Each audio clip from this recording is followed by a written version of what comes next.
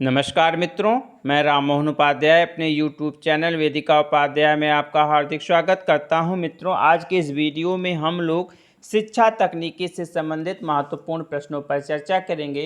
ये सभी प्रश्न आगामी परीक्षा assistant professor B Ed, assistant professor education, government degree college, assistant professor education, assistant professor B Ed, PGT education, JIC lecturer education, B Ed, M Ed सभी के लिए समान रूप से महत्वपूर्ण। हमारा पहला प्रश्न है, शैक्षिक तकनीकी के प्रमुख उपागम हैं। तो पहला है हार्डवेयर उपागम है, दूसरा है सॉफ्टवेयर उपागम, यह भी है, तीसरा है प्रणाली विश्लेषण उपागम, यह भी है। तो विकल्प डी उपर्युक्त सभी हमारा सही आंसर है। हमारा दूसरा प्रश्न है, निम्नलिखित में से कठोर उपागम नहीं है। तो पहला है इसमें टेलीविज़न कठोर उपागम है, ब्लैक बोर्ड कठोर उपागम है, सीडी प्लेयर कठोर उपागम, मॉडल जो है एक सॉफ्टवेयर है, यह ठीक है कठोर उपागम नहीं है बल्कि यह मृदु उपागम है।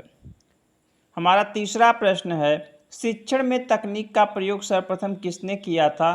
तो हमारा सही आंसर है विकल्प बी, सिडनी प्रेसे ने सबसे पहले जो है शिक्षण में तकनीकी का प्रयोग किया था। उसने सिडनी प्रेसे ने पहली शिक्षण मशीन का निर्माण किया था। काफ़ी महत्वपूर्ण है आप लोगों के लिए। मित्रों, आगे बढ़ने से पूर्व आपसे अनुरोध है, आप वीडियो को देखने के पश्चात चैनल को सब्सक्राइब, वीडियो को लाइक एवं शेयर अवश्य करें। साथ ही साथ बेल आइकन को भी प्रेस करें, जिसके माध्यम से आने वाले वीडियो का नोटिफिकेशन आपको समय से प्राप्त हो जाए। भारतीय अभिकर्मित अनुदेशन संगठन की स्थापना की गई थी। विकल्प सी हमारा सही आंसर, 1966 में भारतीय अभिकर्मित अनुदेशन संगठन की स्थापना की गई थी। हमारा अगला प्रश्न है, अधिगम तथा अधिगम की परिस्थितियों के वैज्ञानिक ज्ञान का उपयोग जब शिक्षा तथा प्रशिक्षण के सुधारने तथा प्रभावशाली बनाने में किया जाता है तब उसे शिक्षा तकनीकें कहते हैं। यह परिभाषा किस मनोवैज्ञानिक की है। तो यह परिभाषा जो है लिथियालेथ की है। विकल्प बी हमारा सही आंसर है। हमारा अगला प्रश्न है, निम्नलिखित में से कौन सा विकल्प सही सुमेलित है। तो इसमें है, पहला है प्रथम शिक्षा तकनीकी हार्डवेयर, सही है। द्वितीय शिक्षा तकनीकी सॉफ्टवेयर, यह भी सही। तृतीय शिक्षा तकनीकी प्रणाली विश्लेषण, यह भी सही है। तो विकल्प डी हमारा सही आंसर है, उपर्युक्त सभी। हमारा अगला प्रश्न है, प्रणाली विश्लेषण का विकास हुआ।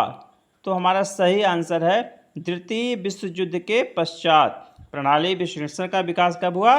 द्वितीय विश्व युद्ध के पश्चात। हमारा अगला प्रश्न है, सिल्वरमैन ने शैक्षिक तकनीक को संबोधित किया है। विकल्प बी रचनात्मक शिक्षा तकनीक के नाम से सिल्वरमैन ने शैक्षिक तकनीकी को संबोधित किया है। विकल्प बी हमारा सही आंसर है।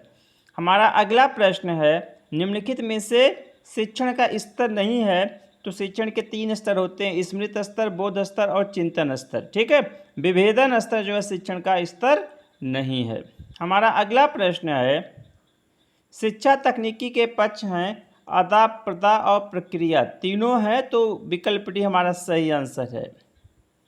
हमारा अगला प्रश्न है, अनुदेशनात्मक तकनीकी में महत्वपूर्ण योगदान देने वाले मनोवैज्ञानिक हैं। तो हमारा इसमें जो है स्किनर का भी योगदान है, ग्लेजर का भी योगदान है, क्राउडर का भी योगदान है। तो विकल्प डी उपर्युक्त सभी हमारा सही आंसर है। हमारा अगला प्रश्न है, शिक्षण के व्यावहारिक तकनीकी के समर्थक हैं नैडे फ्लैंडर्स। तो फ्लैंडर्स हैं। दूसरा है स्किनर भी है, एमिडॉन भी है। तो विकल्प डी उपर्युक्त सभी हमारा सही आंसर। हमारा अगला प्रश्न है, अभिक्रमित अनुदेशन का विकास किया है। तो अभिक्रमित अनुदेशन का विकास बीएफ स्किनर के द्वारा किया गया। हमारा अगला प्रश्न है, पंचपदी प्रणाली का विकास किसने किया। तो हमारा सही आंसर है विकल्प बी हार्वर्ड की पंचपदी प्रणाली है। हमारा अगला प्रश्न है, कौन सा मनोवैज्ञानिक शिक्षण को कला एवं विज्ञान दोनों मानता है। तो हमारा सही आंसर है विकल्प बी एन एल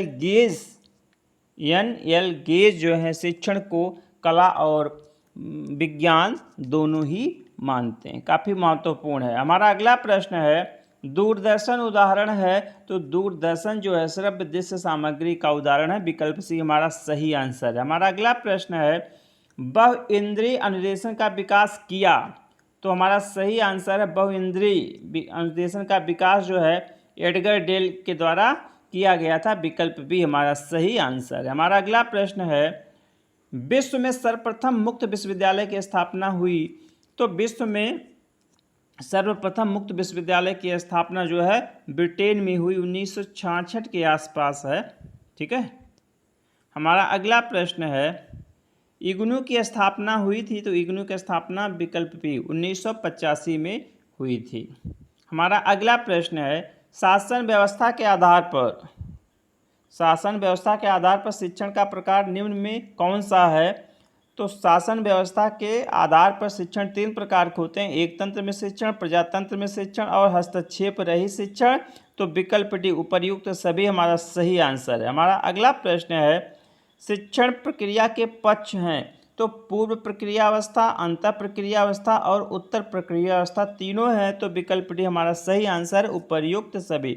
मित्रों, इस वीडियो में मैंने कुल 21 महत्वपूर्ण प्रश्नों को रखा था।